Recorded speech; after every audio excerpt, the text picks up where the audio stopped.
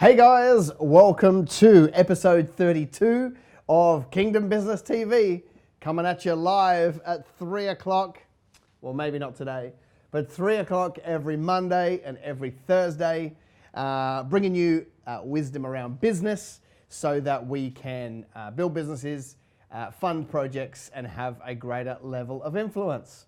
That is the name of what we're doing here. So I'm just going to make sure I can bring this up, because at the moment we can't see it. And then we will get into the shenanigans. All right, still can't see it. It's not saying it's live here, fellas. It's live, but it's not live. I've got nothing. All right, well, I don't really want to fly blind, so we can come in and fix it. All right. Thanks.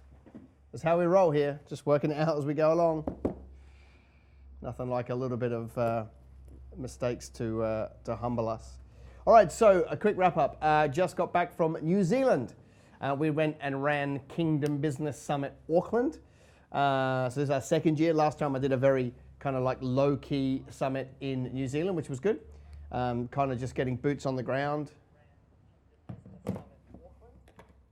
Thanks. Just trying to get boots on the ground last year, kind of hearing what God has to say for New Zealand, for the business world. That was great.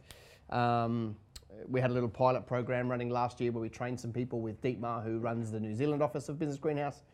Went back over there this year, much bigger group. We had about 200 come and a lot of interest in the program. So it's great. We are fairly established now in New Zealand and loving it. And then I tacked on a few days working with Dietmar on the New Zealand office, slash a bit of skiing, which was good fun, which is actually one of my favorite things to do, funnily enough. Thanks, fellas. Yeah, like, you know how everybody has a different thing that kind of feeds their soul? For me, it's being around snow in alpine regions and skiing, and the adrenaline rush of me being totally out of control usually, but also just a good time between hectic and then on a chairlift where it's peaceful, you know, having chats, planning out the future. So a lot of fun, already working out how I can get another ski trip in before the end of the ski season, and all of that. So just a bit of an update on where we are at. Guys, what do I need from you? I need questions from you guys. I need you to either send a question into the Facebook page, so go to Business Greenhouse, send a message to us, or you can simply just put your phone number in the comments below and one of my team will call you and get you on the show, and they'll patch you through to me and I will answer your questions. They could be around business, marketing, sales, recruitment, family, fun, work-life balance, Facebook, Google AdWords, network, blah, blah, blah, blah, blah, blah, all of that. You have a question, I'm happy to give you my 2 cents on how it works. So put a question, send a question to the Facebook page or put your phone number in the comments below and one of my team will reach out to you. That's how we're gonna roll. Obviously, I am on here because I like to teach things, all right? And I want you guys to have a great business. So, by the way, for those of you over there that are on my personal Facebook page, thanks for joining. It's a bit of a first for us to have you guys on here. We normally only run it to the business page, so appreciate you guys. All right, I'm going to write something on my, when I say my iPad, I don't mean my iPad. I've got iPad here, we've got Apples here, we've got Applesville. I think we've finally, as a company, bowed our knee to Baal somewhere along here because it's just Apple products galore. Anyway, such is life. I want to talk to you about team. Getting the right people on the bus, as Stephen Covey would say. We're talking here about putting the people around you. It's a conversation I'm having a lot. That's basically how I come up with this content, right? You know, I think what have I done? 5 coaching calls today with our clients. It's like, what are the recurring themes that keep coming up? That's kind of how I work out what we're going to teach. And a lot of the ones at the moment are team. People are saying, I'm maxed, I'm hitting my limit, and I don't know what to do. You know, and the answer is always humans. You know, in some capacity, the answer, you know, you can pick up efficiencies with technology and things like that, and they're great. But at some point, you're still going to max out. And basically, if you're currently working 60 hours a week and you're the only one, it's all dependent on you, and you want to double your revenue, well, you've got to work 120 hours a week, and so that's not practical. So we've got to put these people around us, and so I kind of want to look at some of the different ways that we would do that now versus 10 years ago, and kind of set you up to win in that way. So we're looking here about getting the team around you, because we all know that teamwork makes the dream work. All right, one of those wonderful cliche phrases in the business world, and the reason why they're cliche is because they do have some truth. I know from my experience running a business coaching company, mostly as a sole operator for the first 9 to 10 years. Like, I have walked this line. Like, we were highly profitable. I was massive. I was working really, really hard, putting in massive hours, earning a huge amount of money, but it was super limited. Like there was really no way for me to scale as a single operator. I changed my business model to go to one-to-many. That was pretty smart, but still it's limited. It's only now that we've got a bit of a team around us that we're actually able to do a whole bunch of new projects and have a huge amount of influence and things like that, right? So we're going to talk into that basically. So where do you go when you want to find some team members? Well, there's a few different options, right? The first place we've got is Seek. Okay, so I'm going to list these out and then we'll go back and work through them. And then we have Indeed. What else have we got? We've got Facebook ads we can run. Let's do LinkedIn ads, which are probably a pretty good idea. I'm going to put this one down. It's not the most wonderful, but it actually works, funnily enough. All right, so on the screen here, we've got a bunch of different options, right? We've got Seek, Indeed, Facebook, LinkedIn, and Gumtree. They're the basic places that you could go. Obviously, that you could go to your local paper if anybody reads in your area. I'm from the Gold Coast. No one reads the paper anymore here, like no one. So you could go to the paper, but let's not pretend that's a good idea. Maybe rural is a good idea. I don't know. Not tested. Seek's obviously the biggest platform and it's the most expensive, right? So Seek is going to cost you the most and give you the greatest reach. It doesn't always work though, right? Like we don't have a strategy that always works 100% of the time, but Seek's probably the greatest way to grab people because it's where most people go. Having said that, the more skilled labor you're looking for, the better Seek works. The more unskilled, the worse Seek works. Think about it. The people that are sitting in front of a computer all day are the ones that are looking at Seek the most. So if the kind of role you're looking for is not, desk-based or computer-based, then they would be less looking at Seek than somebody else. So that's an important part. Indeed is another platform. Indeed came out basically for the technology world, and then they opened up and started doing recruitment for everybody. Indeed are 50% of the price of Seek, and 50% is good. But it's usually casting a bigger net. The people, they're looking on sometimes one or the other, sometimes both, but sometimes one or the other. So you will get to cast a bigger net by going into Indeed. Facebook's an interesting one because if you run, if you run a Facebook post that says we are hiring, it usually, and then you go to promote it, it usually won't go through because they're running their own recruitment templates. They don't want you to just do it. But in my experience, the best way to use Facebook to recruit people is just to do a post, that kind of says, who do you know? And then talk about the role. And then say in the text, tag your friends below that would, that would be a good fit. And then put a call to action. Send a cover letter with a 30-second video to this address by this time, something like that. Like put a bit of a call to action. And then if you do Facebook, you don't need to think through interests. You're probably better off to go to geography rather than interest. Because you're not trying, if you're looking for a welder, you're not trying to find welders on Facebook, although you are, but if you try and keep it that small, it's not going to work. You actually need to push your ad to every single person, probably between the ages of 20 and 60, in a geographical area, 5 Ks from work, and then tag your friends. Because what happens is Auntie Beryl has a son who is a welder and she sees it, and so she tags her son sees it, applies for the job. Okay, so you're looking to cast a much bigger net that way. So Facebook's good. LinkedIn is good. LinkedIn's quite expensive, but it's actually very good at targeting. Okay, so you can run a recruitment ad on LinkedIn. Again, you've got to drive them to a call to action. But we can talk about those in a minute, but LinkedIn's good. And then Gumtree is super interesting because people are like, really? You can get somebody good on Gumtree? You actually can, and it's the opposite of Seek. The lower skill-based, the better Gumtree works. The higher skill-based, obviously, it doesn't work, okay? You're not really gonna find a great, orthodontist on Gumtree, and I'm not trying to put anybody in classes, it's just different strokes, for different folks.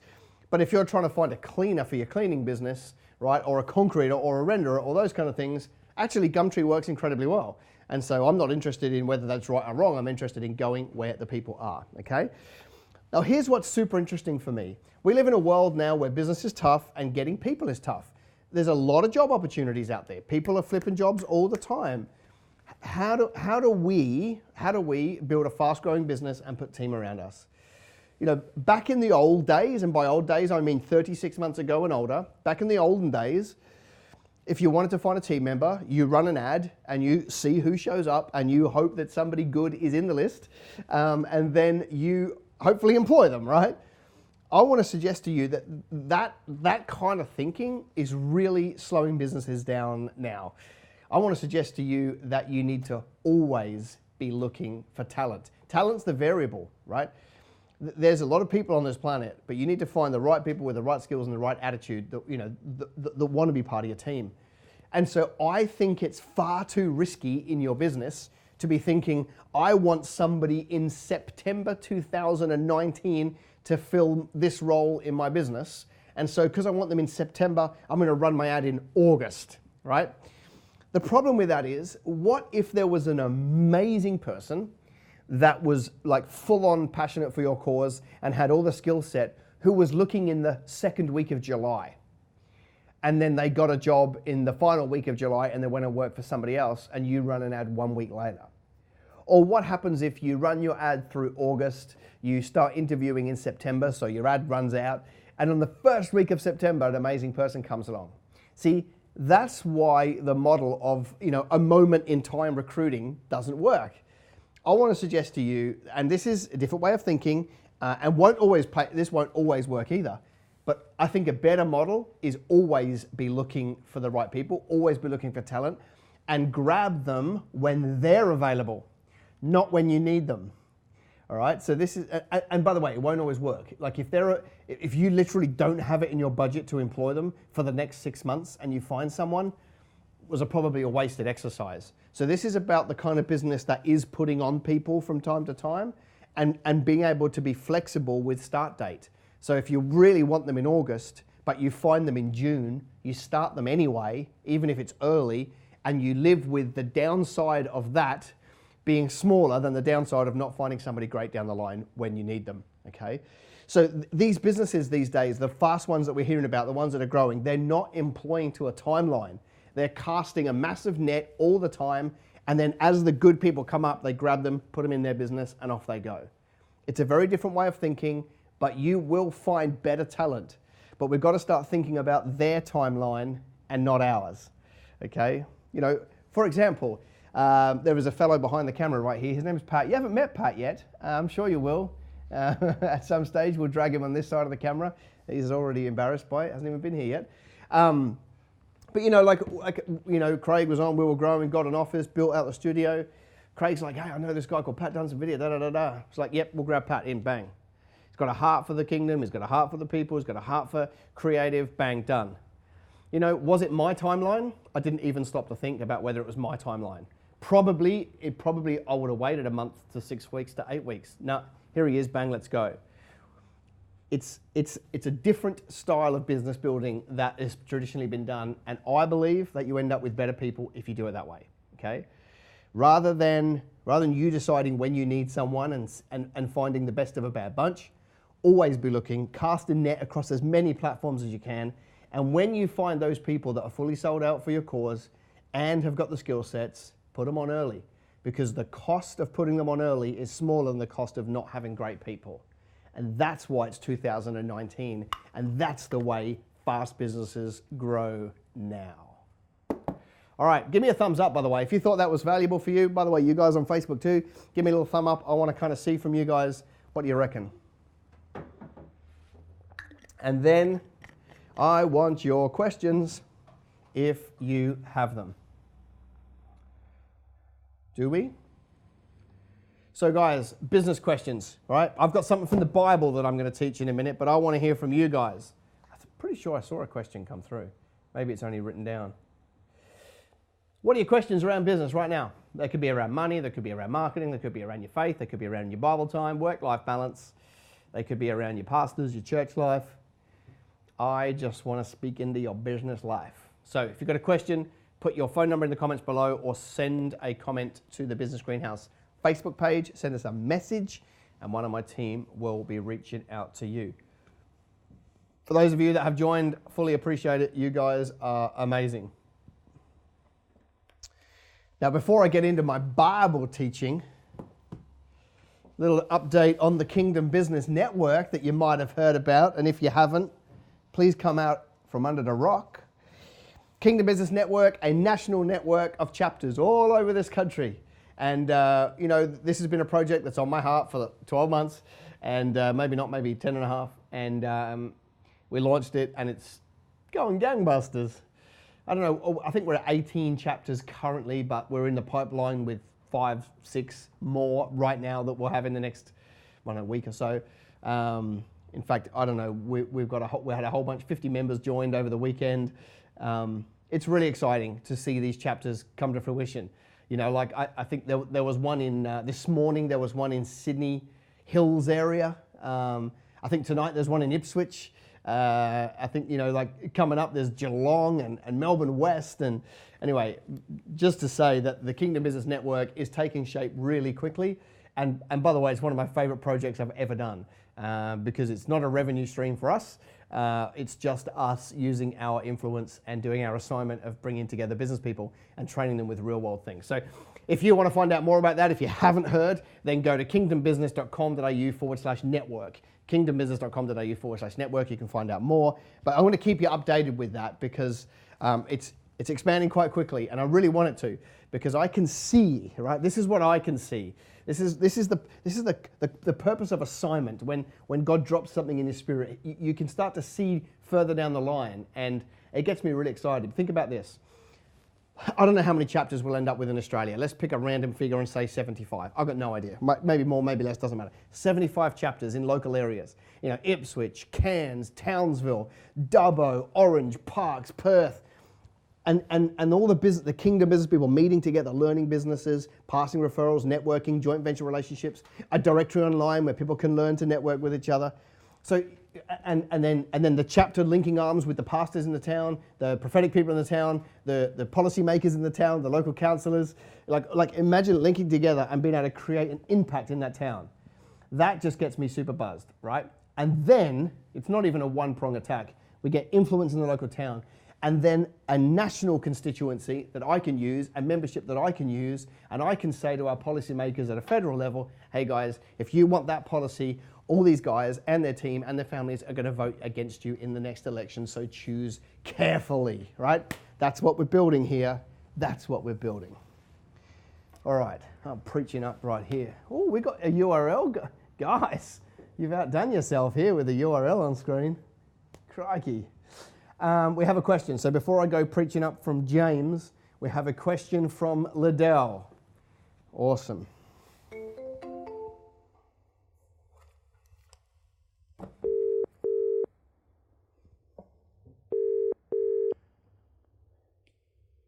Hello, this is Liddell. Liddell, it's Wez Hone. You're on Kingdom Business TV.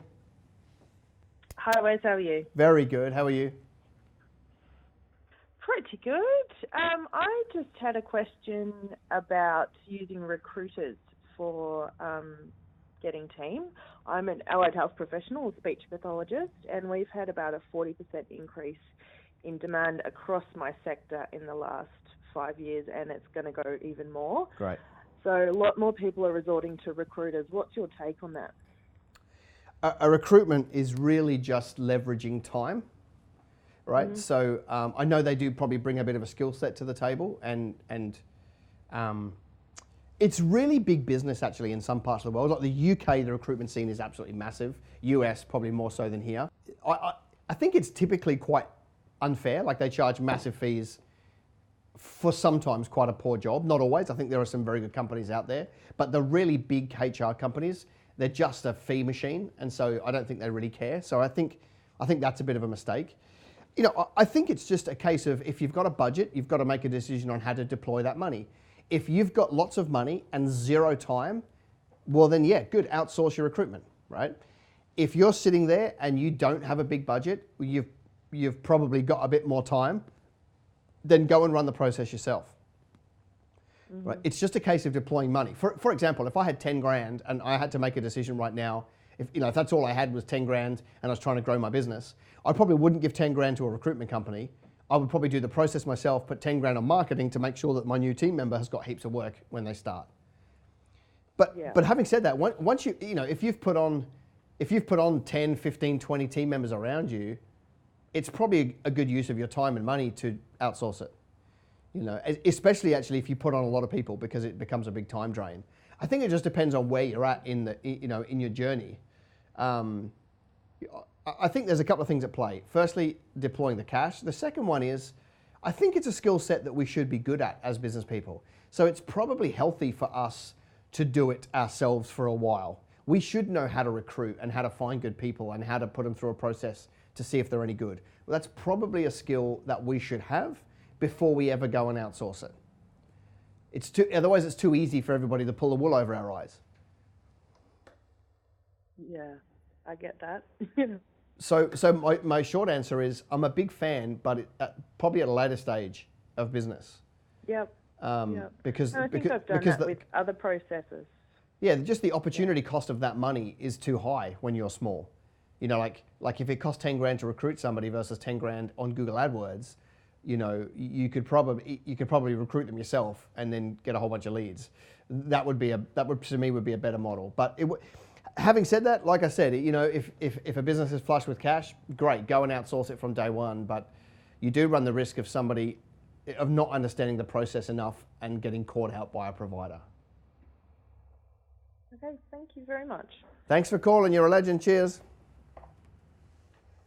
Tim. A question from Tim.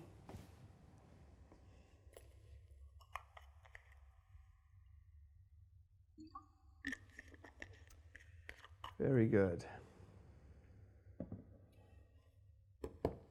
I'm not hearing it. Yeah, thank you, fellas.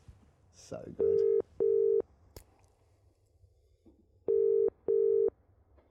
Hello. Tim, it's Wez Hone. You're on Kingdom Business TV. How are you, mate? I'm great. How are you? I'm living the dream, living the good life. What can I help you with? So my question is in regards to SEO.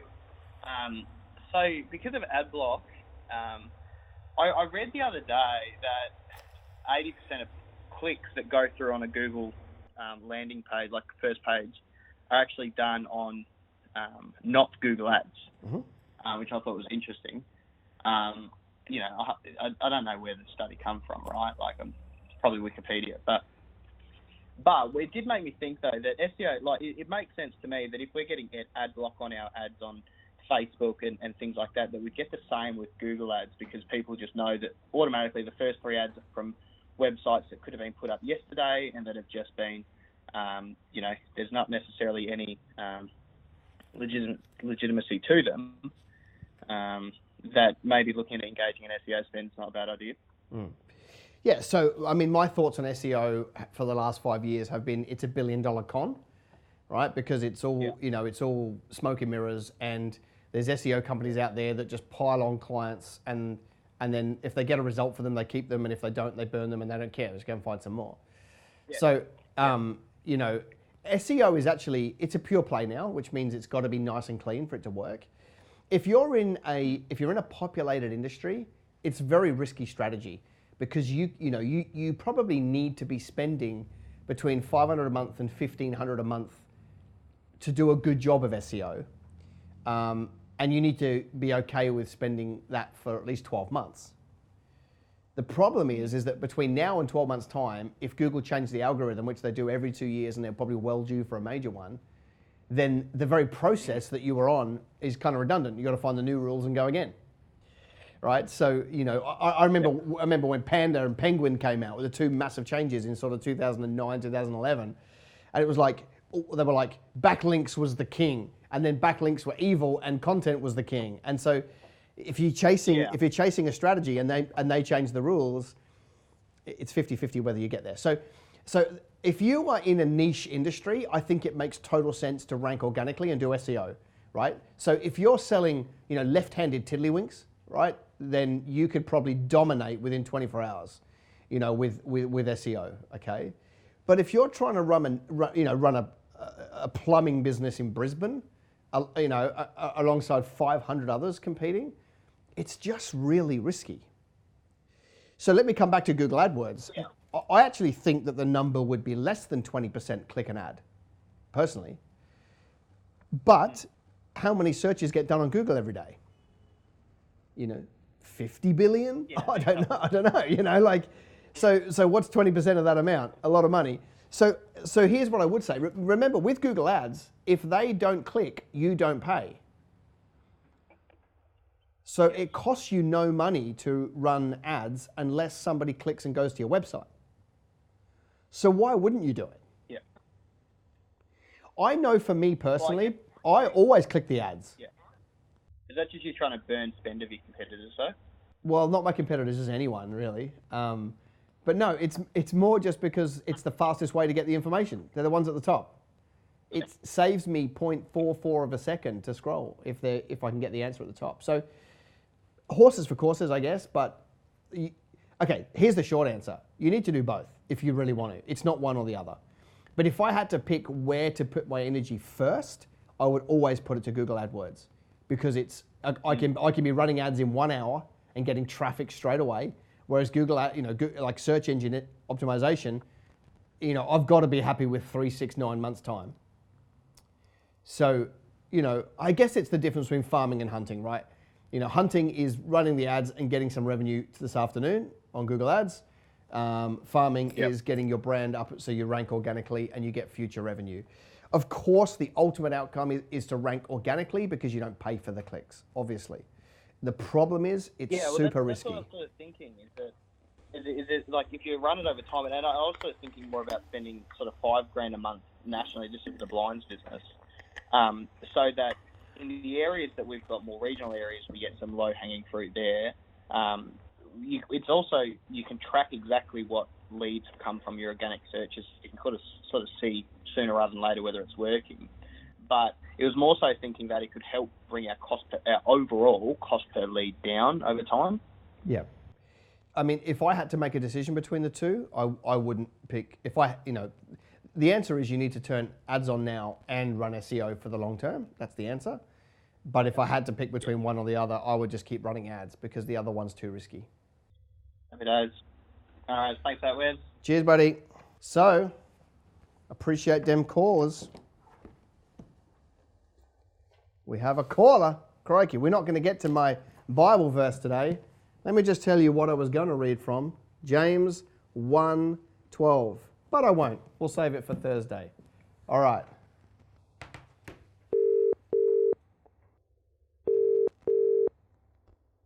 Hello. Hey, Des. We'll try again. Hi, mate. What can I help you with? No, just watching your online Facebook presentation. Great. And You got a business question for me? mate, I'm an author, mate, and I've got a presentation I deliver in schools that's it's been sort of beneficial in preventing domestic violence and suicide. And I've produced a number of short films on a USB along with my latest book in a PDF and audio formats. And I'm trying to work out the best ways of circulating that and getting that into homes and getting some ideas in respect to marketing. Perfect. Do they pay for this, or is this a freebie handout? They pay for it, mate. Yeah. Okay. Yeah. Well, And well, I mean, it's no different to any other product. That's what we do now, right? A product is a product, or service is a service. That Sure. The best products in the world don't sell if no one knows about it. So we literally have to do all the same marketing pillars we would be if you owned a tire shop or a mechanical workshop or something. So that's just a bit of context. At the end of the day, if I were you right now, I would be doing what I'm doing. I would be coming up with 56 different bits of content, right, around the topic that you know about. Little hints, little tips, little things, and I would start putting that out across Facebook, Instagram, LinkedIn, depending on the site. If you want to go international, Twitter, I would just be thinking across all those platforms and repurposing the content. So, and you don't have to have all this flashy stuff like TVs and you know, we've got 4 cameras and all that. You don't have to have any of that. You can literally stand in front of your phone with a microphone and go, okay, part 1, and then just teach a very small, short, punchy tip. I mean, you've got the content because you wrote the book. So break the book into 56 little micro pieces of content and just start publishing it out to everybody and build a following. And then once you build a following, people will tell their friends and you'll get a bit of notoriety. And then at some stage, after you've built value, you can ask them to buy it, you know? Sure. You know, but you've got to have the reach first. This is a mistake a lot of people make. They think the product or service gets them there. It never does. Yeah. Like there are so many businesses that have gone to the grave because no one knows about them. So Sure. your job is to build a profile. And you know, what's funny about the world we live in now is if you build a personal brand, you can sell any product or service.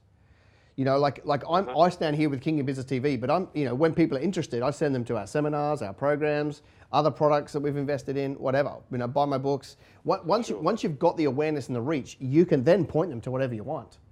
So you like if you've got the knowledge to produce all of this information, which you have, then go share it with the world in bite-sized chunks. You know, because you know, old school thinking is like, but if I give it to them, they won't need to buy my book, and that's just not the case. Right? If you give it to them, they'll know that you're enough of an authority to really want to buy your book. So yeah, I mean, you just got to go. A very small portion of my resource. Yeah, but you've got to get people following you and interested in you and got that awareness. Sure. Otherwise, it's going to be very slim pickings. Yeah, for sure. And the world we live in today is perfect for that because you can have so much reach, you know, for so little money. Yeah. I was considering Amazon at one point, you know.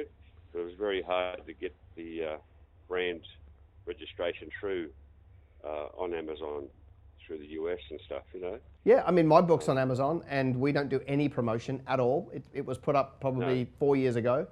And people do a digital download every month. I've got no idea who they are. I've got no idea about anything except Amazon pay me a little, you know, tiny bit of money every month. I mean, you know, you should definitely have your book on Amazon. Yeah. And Sure. and the Apple one, iBooks. You should definitely. I mean, you've got to create two different. You've got to create 2 different formats for those 2 different platforms, but that's okay. Anybody that can digitally produce Amazon will be able to digitally produce iBooks as well. And then of course, when you're doing your content online, you can start pointing people to the Amazon URL, and people buy it. People will buy it. But again, you've got to have the awareness first, right? So, you know, and that's why you go on Amazon, right? What Amazon done have done the awareness for you. Yep. Everybody knows to go to Amazon if you want to, you know, research books, especially digital books. So Amazon, all they're doing is taking part of the fee because they've already done the awareness. What I'm suggesting you do is you start to build awareness of yourself and your brand and your knowledge. And then people will follow you, and then you can sell them whatever you want. Okay, cool. All right, appreciate you calling in, mate. Mate, I appreciate your help. Thanks very much. Cheers. That's episode 32 in the can. I'm not going to read from Jimmy James because I'm going to hold that over to Thursday, which means that you guys better dial back in, and we'll do a better job of making sure we are on time. All right, which was the bit in this whole show that popped out to you? I want your comments in the comments, please. What was the little nugget? What was the thing you're going to remember? What's the thing you're going to take action on? That's the oxygen that makes me want to keep doing this show. I'll see you Thursday for episode 33. Until then, see ya.